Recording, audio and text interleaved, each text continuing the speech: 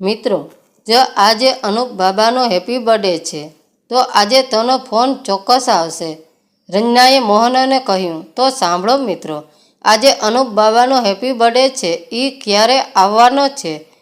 મોહને ફર્નિચર પૂછતા કહ્યું. હા, થોડા દિવસમાં આવશે. પછી આપણે તેનો જન્મદિવસ સેલિબ્રેટ કરીશું. આમ બોલી રંજનાએ ફોન પર વાત કરતા પોતાનો આખા દિવસનો કાર્યક્રમ નક્કી કરી નાખ્યો. હજુ મોહન ત્યાં જ ઊભો હતો એટલે રંજના બોલી, હવે શું છે ભાભી, આજે દાદાજીનો પણ બર્થડે છે ને? મોહન ધીમેથી બોલ્યો. તો એનું શું? પગ કબરમાં લટકતો હોય ને જન્મદિવસ થોડા સેલિબ્રેટ થાય. ચાલો સહુ કામે લાગો. આમ બોલી રંજના તૈયાર થવા પોતાના રૂમમાં જતી રહી. માણેકલાલે રંજનાના છેલ્લા શબ્દો સાંભળ્યા. તેના હાથમાંનો કપ પડતો બચાવી લીધો, પણ ચાને ધ્રુજતી ન બચાવી શકાય. ચામાં રંજનાના શબ્દોની દવા આવી ગઈ હતી એટલે ચા કડવી થઈ ગઈ હતી. આમ પણ નાનપણથી તેને દવા પીવી ગમતી ન હતી. નાના હતા ત્યારે એટલે ક્યારેય વિચારતા માણેકલાલ અતીતમાં સરી ગયા. જ્યારે અનુપનો જન્મ થયો ત્યારે તરત જ મયંક બોલ્યો હતો, અરે આપણે કેટલા નસીબદાર છીએ. દાદા અને પૌત્રનો જન્મદિવસ એક જ દિવસે. પપ્પા યશ ખૂબ જ લકી છે. રેવતી પણ બોલી, હા દાદા, દીકરાનો જન્મદિવસ એક જ દિવસે હોય તેવું જ્વેલે જ બને છે. અને સાસુની વાતને ટેકો આપતા રંજના બોલી, મમ્મી, આપણું ફેમિલી છે જ યુનિક, બધું સારું અને ગ્રેજ થાય બસ આ ખુશખુશાલ જીવનમાં. રેવતીને ગયા પછી ઓટ આવવા લાગી. પછી અનુપ હોસ્ટેલમાં આગળ અભ્યાસ માટે ગયો. જ્યારે તે આવતો ત્યારે તેના મિત્રો, તેની પાર્ટીઓ, પિકનિક આ બધામાં સમય દોડતો. ત્યારે માણેકલાલને તેની ઉંમર વર્તાતી, તમારી ચા હજુ નથી પીધી. મોહન અને માણેકલાલને વર્તમાનમાં ખેંચ્યા, ના નથી પીવી. માણેકલાલે થોડા રિસાયેલ સ્વરમાં કહ્યું અને ત્યાંથી નીકળી ગયા. સર, હું તમારા બૂટને પોલિશ કરી દઉં. એક લગભગ 12-13 વર્ષનો છોકરો બોલ્યો. માણેકલાલે નીચે જોયું. મોટી અને ભૂરી આંખોવાળો એક છોકરો તેને પૂછી રહ્યો હતો. માણેકલાલે પગ તરફ નજર નાખી. તેણે કહ્યું, બૂટ પહેર્યા હતા. આ છોકરાને કેમ સમજણ પડતી નથી? મારી પાસે બૂટ નથી તો પોલીસનું કેમ પૂછવાનું? માણેકલાલ મનોમન બોલ્યા, હું તમારા બૂટને સરસ મજાના ચમકાવી દઈશ. ફરી વખત પેલો છોકરો બોલ્યો, તને દેખાય છે મેં બૂટ નહીં ચંપલ પહેર્યા છે? માણેકલાલે જરા ઊંચા અવાજે પેલા છોકરાને કહ્યું, સર, તમે ભલે ચંપલ પહેર્યા પણ તમારા ચંપલને પણ હું પોલિશ કરી બૂટ જેવા ચમકાવી દઈશ. છોકરાએ કહ્યું. ના. માણેકલાલે એકાક્ષરી જવાબ આપતા માથું ધુણાવ્યું. સર, તમે ચંપલને પાલિશ કરાવો ને, મારે પૈસાની જરૂર છે. મારે ફી ભરવા માટે હવે થોડા પૈસા ખૂટે છે. તમે પોલિશ કરાવશો તો મારી ફીના પૈસા ભેગા થશે. પેલા છોકરાએ આજીજી કરતા કહ્યું. હવે માણેકલાલ ચહેરા પર મૂંઝવણના ભાવ આવી ગયા. થોડો વિચાર કરીને તેણે ખિસ્સામાં હાથ નાખી કહ્યું, ચલ લે કર પોલિશ, જોજે બરાબર ચમકાવજે. પેલા છોકરાએ ચંપલને એવા ચમકાવ્યા કે માણેકલાલ બધું ભૂલી ગયા. તેણે પેલા છોકરાને પૂછ્યું, તારું નામ શું છે? સર, રસ્તે રખડતા છોકરાનું નામ રાજ સિવાય બીજું શું હોય? છોકરાએ કહ્યું. સરસ નામ છે. રાજુ, તને નથી ગમતું? માણેકલાલે વાત આગળ વધારતા કહ્યું. હવે તે બાજુના બાગડા પર બેઠા. આમ પણ તેને શું કરવું તેની ખબર ન હતી.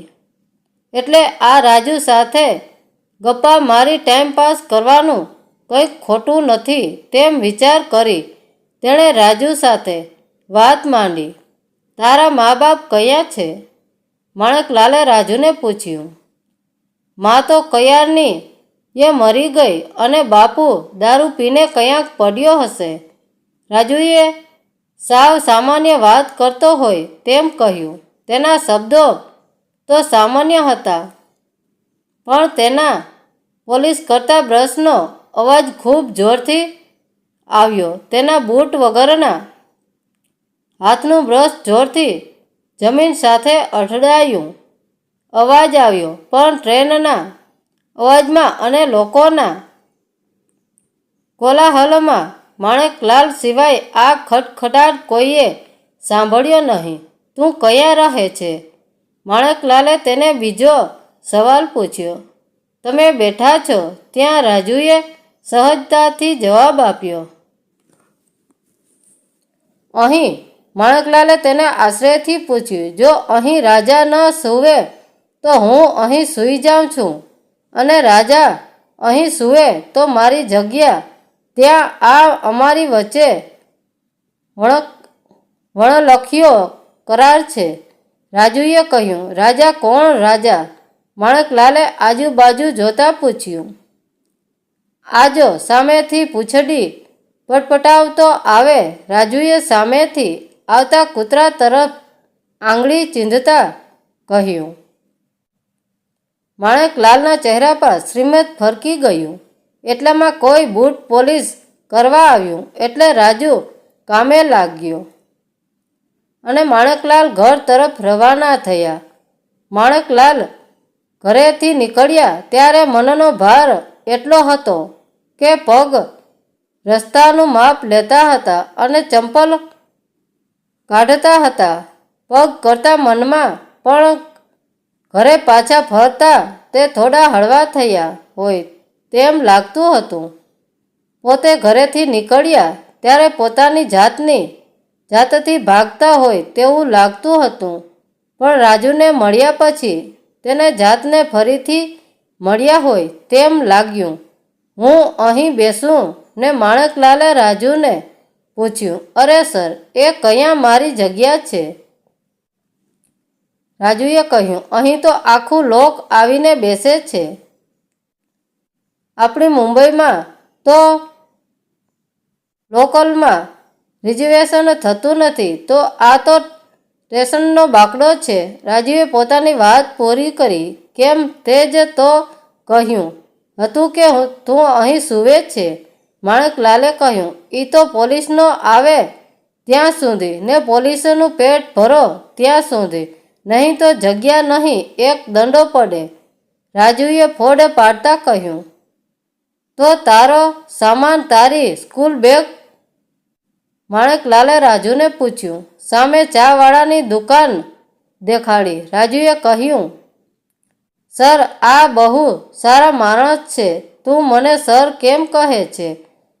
તારે તો બૂટ પોલીસનું કામ પણ છે. હું તો સાવ નકામો માણસ છું. માણેકલાલે કંઈક અથરા સ્વરમાં કહ્યું. હું તમને દાદુ કહું. મારે તો બાપને બાપ કહેવાના નથી. આખો દિવસ પીધેલ માણસ ઢોરની જેમ રખડતા કરે છે. તેને દીકરો કોને કહેવાય તેની તેને ખબર નથી. આ તો ભગવાનને આપેલો સંબંધ છે, પણ તેના કરતાં આ ચાવાળા કાકાનો સંબંધ વિશેષ છે. રાજુ થોડા ગળગળા અવાજે બોલ્યો. આમ વાત ચાલતી હતી અને રાજુનું બૂટ પોલીસનું કામ ચાલતું હતું. ત્યાં માણેકલાલ પાઉંવડા લઈ આવ્યા અને રાજુને આપતા બોલ્યા. ચાલ, આપણે આજે આપણા સંબંધને નામ આપ્યું. તેના માટે આજે મારા તરફથી પાર્ટી.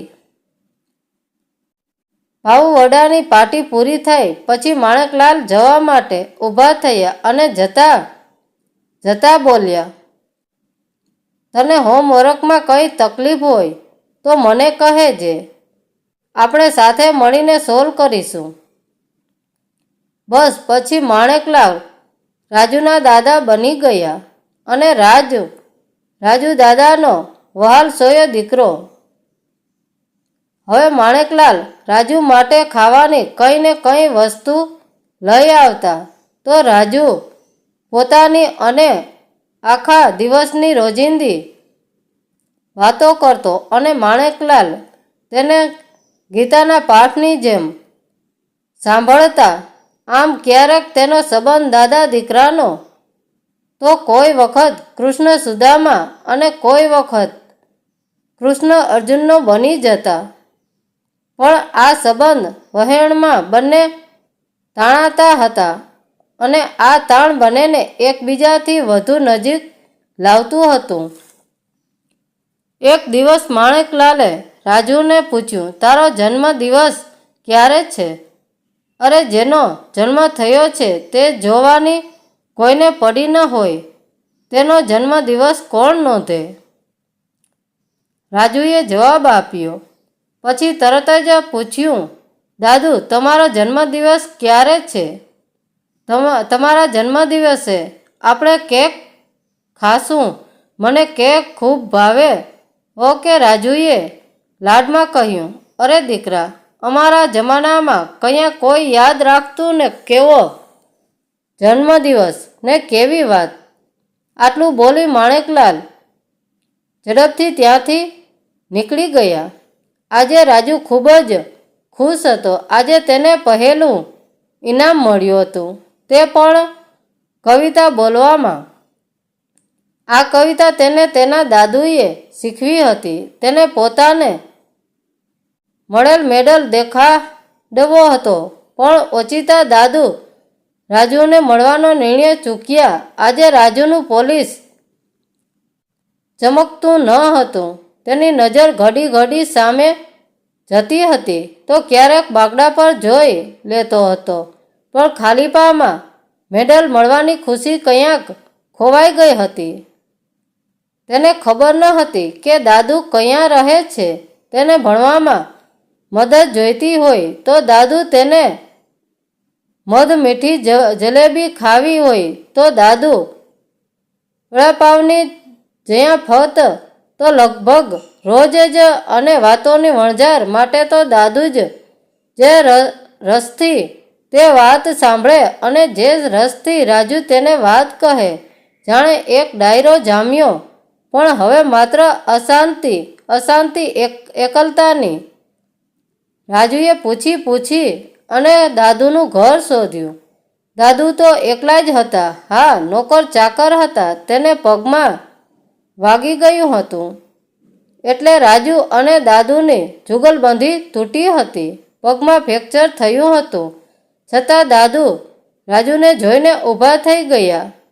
રાજુ પણ દાદુને ભેટી પડ્યો. દાદુ, તમે કેમ નથી આવતા? મને તમારી વગર જરા પણ નથી ગમતું. દાદુ, આઈ મિસ યુ. દાદા, મને તમે કવિતા શીખવી હતી ને, તેમાં મને ફર્સ્ટ પ્રાઇઝ મળ્યું છે.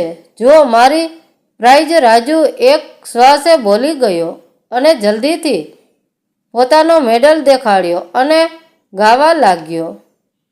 ભમ્યા વિનાના મારે ભમવાતા ડુંગરા. માણેકલાલે તેને ચૂમી લીધો. એટલામાં અનુપ, રંજના અને મયંક દાખલ થયા. તેમને જોઈ માણેકલાલે તેઓને કહ્યું, આ રાજુ છે. તેને વધારે ઓળખાણ આપવાનું ટાળ્યું. આ રાજુ છે. તમ સાંભળ્યા પછી પણ બધાના ચહેરા પર આશ્ચર્યચિહ્ન હતું. રાજુ બે પળ કશું બોલ્યો નહીં પણ ફરી પોતાના રંગમાં આવીને વાતો કરવા લાગ્યો. તેણે માણેકલાલને કહ્યું, દાદુ, એક સરપ્રાઈઝ છે તમારા માટે. માણેકલાલે પણ એ જ રંગમાં રંગ ભરતા કહ્યું, સરપ્રાઈઝ જલ્દી બોલ. દાદુ, જોયું ને, તમે ભૂલી ગયા છો, પણ મને બરાબર યાદ છે. રાજુ બોલ્યો, આજે મારો અને તમારો જન્મદિવસ છે. બોલો, કેવી રીતે મારો જન્મદિવસ તને યાદ? અરે દાદુ, તમે ભૂલી ગયા ને? આજ દિવસે, આજ તારીખે આપણે મળ્યા હતા અને તે દિવસથી તમે મારા દાદુ થયા અને હું તમારો દીકરો. બરાબર ને? આ આપણો નવો સંબંધ અને નવો જન્મ કહેવાય ને. જુઓ, હું કેક પણ લઈ આવ્યો છું. આપણે બંને મળીને કેક કાપીને જન્મદિવસ ઉજવીએ.